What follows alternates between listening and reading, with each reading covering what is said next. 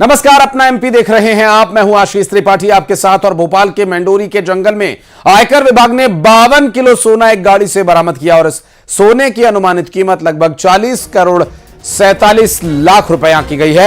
वहीं गाड़ी से 15 करोड़ रुपया कैश भी बरामद हुआ है।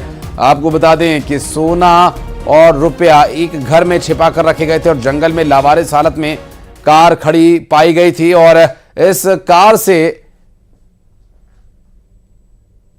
सोना बरामद हुआ है। गाड़ी में सोने के जो बैग्स मिले हैं उन्हें ठिकाने लगाने की कोशिश थी, लेकिन छापेमारी के दौरान इसे पकड़ लिया गया। एमपी में भोपाल से ये जानकारी मिल रही है और MP 07BA0050 नंबर की कार जो कि सौरभ शर्मा के दोस्त चेतन गौड़ के नाम से रजिस्टर्ड बताई जा रही है। और आपको बता दें कि पूर्व परिवहन आरक्षक सौरभ शर्मा के घर से लोकायुक्त के छापे में 2 करोड़ 85 लाख रुपया कैश बरामद हुआ है और इसके साथ ही 3 करोड़ से ज्यादा की अवैध संपत्ति का भी खुलासा हुआ है। सौरभ शर्मा के ठिकानों पर लोकायुक्त की रेड अभी भी जारी है और इस पूरे मामले में अब जो बड़ी कामयाबी इसे कहा जा सकता है, भोपाल मेंडोरा के जंगल से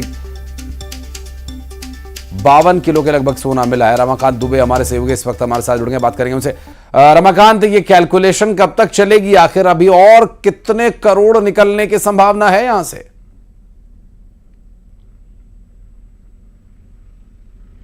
रात में जो गाड़ी से जो बरामद हुआ है वो 52 किलो सोना और लगभग 15 करोड़ कैश मिला है और उनके घर पर जो कार्रवाई जारी है सौरभ शर्मा के घर पर, वहां से 3 करोड़ की अवैध संपत्ति के दस्तावेज और 2 करोड़ 85 लाख रुपए नगद भी बरामद हुए हैं और लोकायुक्त की कार्रवाई अभी भी जारी है। ये जो सौरभ शर्मा है वो पूर्व परिवहन आरक्षक था, उसके बाद से ये बिल्डिंग लाइन में आया और एक बड़े बिल्डर के रूप में अपनी पहचान बनाई। और इसमें जानकारी ये भी आ रही है कि कुछ पूर्व राजनेताओं का भी इसको संरक्षण प्राप्त रहा है जिनके नीचे ये काम करता था। बहुत शुक्रिया आपका हमारे साथ जुड़ने के लिए, पूरे मामले पर जानकारी देने के लिए।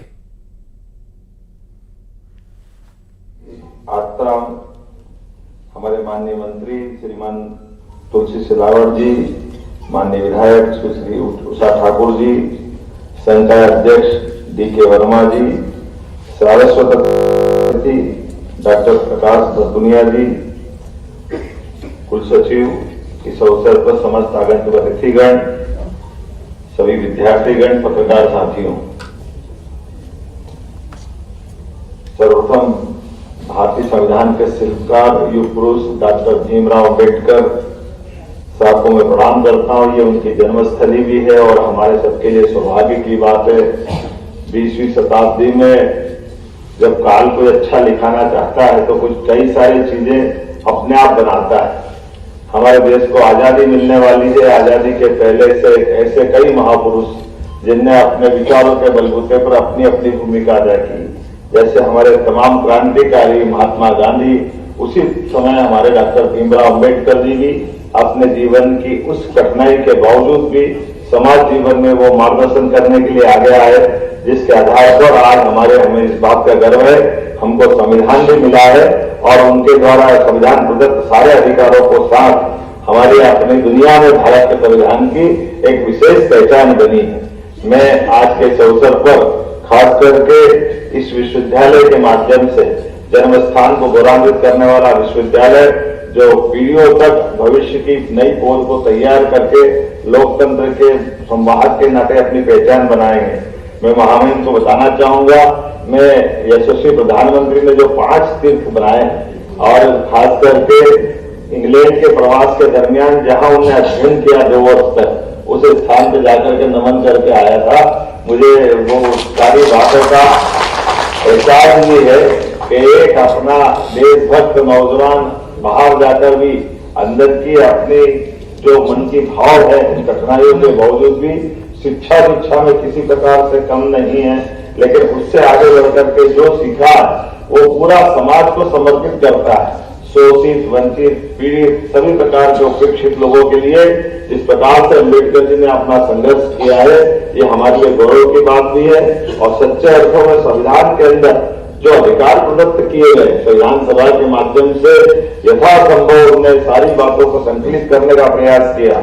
भारत की विविध प्रकार की संस्कृति, विविध प्रकार की जनजाति, विविध प्रकार के हमारे भौगोलिक क्षेत्र के अलग अलग अतीत की कई सारी गौरवशाली पक्ष को एक साथ जोड़ने के लिए। और मुझे तो आनंद तब आया जब डॉक्टर राजेंद्र प्रसाद जी ने एक प्रश्न खड़ा किया कि इसमें सारी बातें लिखने को आ गई है, लेकिन लिखने के बाद में कई सारी चीजें छूट गई जिसको सांस्कृतिक हमारे सनातन संस्कृति से जोड़ेंगे। तो मुझे इस बात की प्रसन्नता है कि डॉक्टर अम्बेडकर ने उसका भी रास्ता निकाला। वो चित्रों के संयोजन से हमारे संविधान को गौरवान्वित किया है। यह उनका अद्वितीय सोच है और उनका अपना भाव है, जिसमें आपने हर काल की अच्छी घटनाओं के चित्रों के संयोजन से संविधान सभा के अंदर जब संविधान प्रस्तुत हुआ, उसके शब्द भी जो थे वो शब्द हमको अलग से आनंद देते हैं। उन्होंने कहा ये संविधान भाषा से शरीर मान लो और चित्रों से इसकी आत्मा मान लो। सच्चे अर्थों में संविधान की आत्मा चित्रों के माध्यम से बता करके गौरवशाली अतीत के साथ जोड़ करके अम्बेडकर जी ने जीते जी जिस प्रकार से अपना जीवन जिया है, वाकई वो वंदनीय अभिनंदनीय है। हमारी सरकार कई सारे काम कर रही है। ऐसे में आपने जैसे मुझे बताया गया थोड़ी देर पहले कि विश्वविद्यालय की अपनी जब यात्रा प्रारंभ हुई तब समय में शिक्षा मंत्री भी था, कुछ विषय उस समय खोले थे, लेकिन मुझे मालूम है कि कई सारे विषय और कई प्रकार की प्रगति की और कहा हमारा इंतजार कर रही है। तो माननीय महामहिम मौजूद है। हमने अगले हफ्ते जनवरी में आपकी मौजूदगी में सभी कुलगुरुओं की एक मीटिंग बुलाई हुई है। माननीय महामहिम जी का पूरा मार्गदर्शन है। उनका जोर भी है कि हमारे सभी विश्वविद्यालय अपने अपने पैरों पर खड़े हो, नए प्रकार के कोर्स लाए, ताकि हमारे युवा मित्र भविष्य की राह जब वो आगे बढ़े तो उनके हाथ में न केवल स्किल हो बल्कि अपनी दिशा भी स्पष्ट हो। मैं आज के इस अवसर पर ये जरूर बोलना चाहूंगा, महामहिम के नेतृत्व में जिस प्रकार से दीक्षांत के लिए भी कोई साल हमारा खाली नहीं जा रहा है। हर साल के साल जो विद्यार्थी निकलते हैं, ये दीक्षांत का जो क्रम जारी किया, मैं एक बार पुनः महामहिम का अभिनंदन करता हूं इस काम के लिए जो उन्होंने। महामहिम मैं जरूर दुर्भाग्यशाली रहा, मैंने BSc, LLB, MA, MBA, PhD सब कर ली, लेकिन हमारे समय दीक्षांत नहीं होते थे। ये मुझे बड़ा अटका था, लेकिन आपके आने से जो क्रम जारी हुआ ये युवाओं के चेहरे से दिखाई देता है। कितना अच्छा लगता है अपनी डिग्री अपने हाथ से अगर महामहिम देते हैं तो ये वाकई सौभाग्यशाली क्षण है। और मित्रों, आपको भी शिक्षा के बाद दीक्षा अर्थात सच्चे अर्थों में ये जो हमारी शिक्षा किताबी ज्ञान तो हुआ, लेकिन आने वाला भविष्य अब इसके दीक्षा के बाद प्रारंभ होगा, जब हम अपने इस विश्वविद्यालय की गरिमा के आधार पर आपका भावी जीवन यशस्वी बनाएंगे।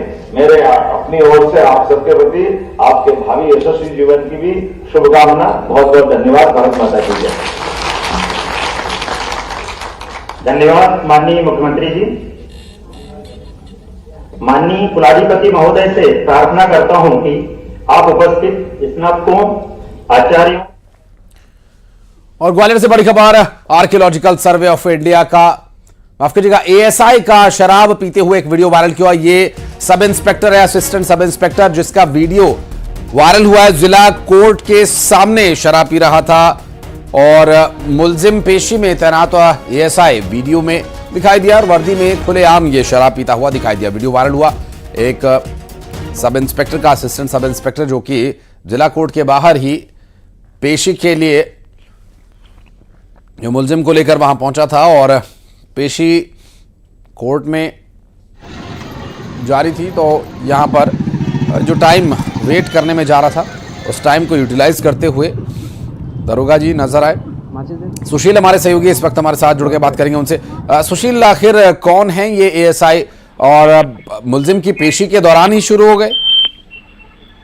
बिल्कुल, देखिए, ग्वालियर पुलिस का तैनात एक ASI जो शराब का इतना आदी है कि ये मुलजिम पेशी में इसकी तैनाती है, लेकिन जब मुलजिम को लेकर आया कोर्ट में छोड़कर तत्काल बाहर ही शराब की दुकान पर जाता है आगे और वहां से शराब खरीदता है। उसके बाद जिला अदालत के सामने ही ठेले लगे हुए वहीं पर बैठकर ये जनाब अपनी वर्दी में ही शराब पी रहे हैं, किसी बात का इन्हें खौफ नहीं। और उसके बाद देखिए, बिल्कुल नशे की हालत में लड़खड़ाते हुए ये कोर्ट के सामने से भी गुजर रहे हैं। ड्यूटी के दौरान और वर्दी में ये सब हो रहा है ग्वालियर पुलिस के एक ASI के द्वारा। निश्चित तौर पर ये जो वीडियो है पूरे सोशल मीडिया पर वायरल हुए हैं। इसके अलावा पुलिस के आला अधिकारियों तक भी संभवतः ये वीडियो पहुंच चुके हैं और इसमें निश्चित तौर पर कहीं ना कहीं जो सिविल सेवा नियम में कदाचरण है उसके तहत जो है गलत आचरण इसमें नजर आ रहा है और निश्चित तौर पर अब ये वीडियो संज्ञान में आने के बाद पुलिस अधिकारी इस पर कार्रवाई करेंगे। लेकिन कहीं ना कहीं बेहद शर्मनाक घटना है ये। जिला अदालत के ठीक सामने ही इस तरह से एएसआई वर्दी में शराब पी रहा है। बहुत शुक्रिया आपका इस पूरे मामले पर जानकारी देने के लिए सुशील। और भोपाल में शूटर यथार्थ रघुवंशी सुसाइड मामले में अब उसके माता पिता ने वीडियो जारी किया। सीएम डॉक्टर मोहन यादव के से बेटे को न्याय दिलाने की गुहार उन्होंने लगाई है। यथार्थ के माता पिता अरुण कुमार रघुवंशी और प्रतीक्षा रघुवंशी ने एक वीडियो जारी किया और कहा कि उनके बेटे को न्याय दिया जाए। आपको बता दें कि नेशनल शूटिंग एकेडमी भोपाल में 3 दिसंबर को शूटर यथार्थ रघुवंशी ने खुदकुशी कर ली थी गोली मारकर। और यथार्थ ने मोबाइल पर सुसाइड नोट लिखा था जिसमें 6 सीनियर्स पर प्रताड़ित करने का आरोप लगाया गया था।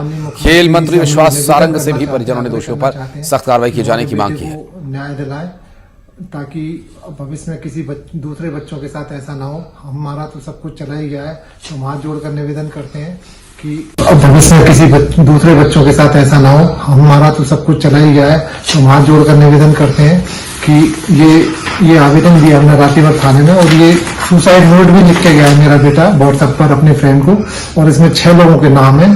तो मैं माननीय मुख्यमंत्री जी से बार बार हम लोग हाथ जोड़कर निवेदन कर रहे हैं कि हमारे बेटे को न्याय मिले और अतिशीघ्र आरोपियों के ऊपर FIR दर्ज हो। मैंने सुना है कि वो काफी रसूखदार लोग हैं और हाई प्रोफाइल अच्छे बड़े परिवारों के बच्चे हैं, इस कारण से कार्रवाई में देरी हो रही है।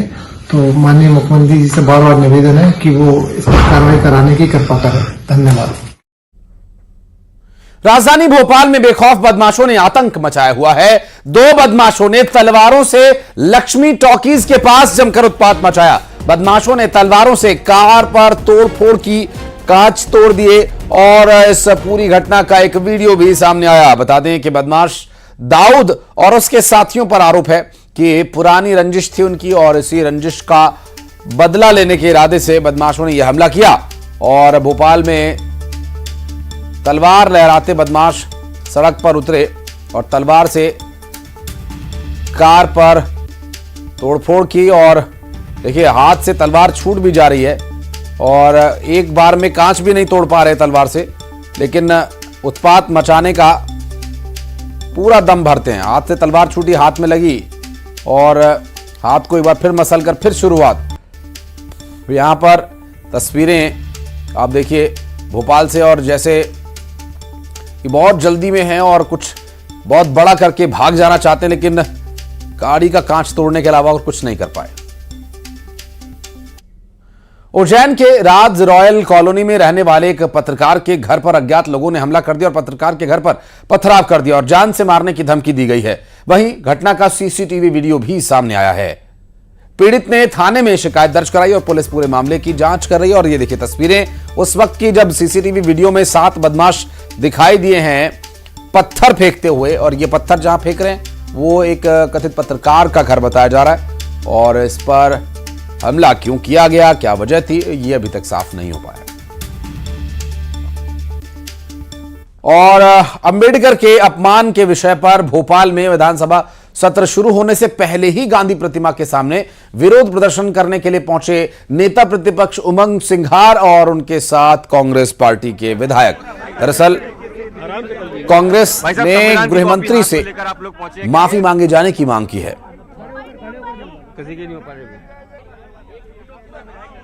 सदन में हुए कल घटनाक्रम के बाद राजधानी भोपाल में आज जब सदन की कार्रवाई शुरू हुई उसके पहले ही यहाँ पर आप हंगामा देख सकते हैं। तमाम कांग्रेस के विधायक जो है वो संविधान की कॉपी हाथ में लेकर पहुंचे। भाई साहब, संविधान की कॉपी हाथ में लेकर आप लोग पहुंचे, क्या कुछ बाबा साहब के संविधान का अपमान है। भारत के गृह मंत्री अमित शाह जी ने जो बाबा साहब पर टिप्पणी की है वो संघ की ओछी मानसिकता दिखाती है। SC ST और OBC के लोगों का अपमान है, पूरे देश के लोगों का अपमान है जिन्होंने इस देश का इतिहास लिखा, संविधान लिखा। और भारतीय जनता पार्टी के इस प्रकार का कृत्य कर रहे हैं, उसका कांग्रेस विरोध कर रही है। और कल जो लोकसभा में जो हंगामा हुआ, हमारे राहुल जी पे और खड़गे जी पे और प्रियंका जी पे जो हमला हुआ, उसकी हम पूरी कांग्रेस कड़ी निंदा करते हैं। राहुल गांधी पर सीधे तौर पर आरोप लगा रहे हैं। संसद जो है वो ऐसा एरिया है जो हाई विजिबिलिटी कैमरास जहाँ लगे हैं, बहुत ही हाई डेफिनेशन कैमरास लगे रहते हैं। यदि उनके आरोप में कुछ भी तथ्य है तो वो वीडियो जारी करें, क्योंकि राहुल गांधी जी हमारे लोकप्रिय नेता हैं और नेता प्रतिपक्ष बनने के बाद बीजेपी में खासा घबराहट है उनकी कार्यशैली को लेकर के, और उनकी आवाज को दबाने के लिए इस प्रकार की झूठी एफआईआर उनके ऊपर की जा रही है। गांधी प्रतिमा के पास कांग्रेस के प्रदर्शन पर बीजेपी विधायक रामेश्वर शर्मा ने हमला किया। उन्होंने कहा कि सदन में पहली बार खून गिरा और वो खून गिराने वाले राहुल गांधी भी कांग्रेसी ही हैं। संविधान का अपमान कांग्रेस ने किया है, ये बीजेपी ने नहीं किया, इसलिए राहुल गांधी और प्रियंका गांधी वाड्रा को इस्तीफा ही दे देना चाहिए। की चौखट पर पहली बार वहां पर वयोवृद्ध सांसदों का खून गिराया है। ये राहुल की धक्का मुक्की ने एक सांसद की जान भी खतरे में डाल दी, और इसलिए राहुल गांधी माफी मांगो, प्रियंका गांधी माफी मांगो, और सोनिया गांधी जी से प्रार्थना करता हूं कि और जो वरिष्ठ कांग्रेसी नेता हों उनसे संसद का आचरण इन दोनों बंटी बबलियों को सिखाओ। और भोपाल से आ रही है बड़ी खबर। मध्य प्रदेश विधानसभा के शीतकालीन सत्र की कार्यवाही को अनिश्चितकाल के लिए स्थगित कर दिया गया। विधायक नारेबाजी करते हुए बाहर निकले और कांग्रेस पर बीजेपी विधायकों की नारेबाजी यहां पर देखने को मिली। अनिश्चितकाल के लिए विधायक नारेबाजी करते हुए बाहर निकले। जब सदन की कार्यवाही अनिश्चितकाल के लिए स्थगित कर दी गई तो कांग्रेस और बीजेपी विधायक यहां पर नारेबाजी कर रहे थे। दरअसल कांग्रेस के विधायक और बीजेपी के विधायक नारेबाजी करते हुए सदन से बाहर आए हैं। और अब 20 बड़ी खबरें फटाफट अंदाज में। ग्वालियर में एएसआई का शराब पीते वीडियो वायरल। वर्दी में जिला कोर्ट के सामने शराब का सेवन कर रहा एएसआई।